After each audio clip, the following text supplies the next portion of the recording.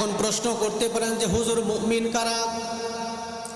আল্লাহ রাব্বুল আলামিন সূরাতুল কাহফের মধ্যে মুমিনের পরিচয় দিতে গিয়ে আল্লাহ রাব্বুল আলামিন বলেন, ইন্নাল্লাযীনা আমানু ওয়া আমিলুস সালিহাতি কানাত লাহুম জান্নাতুল ফিরদাউসি নুজুলা। পড়ুন আল্লাহু আকবার। আল্লাহ রাব্বুল আলামিন বলেছেন, নিশ্চয়ই যারা ঈমান এনেছে, কার উপরে?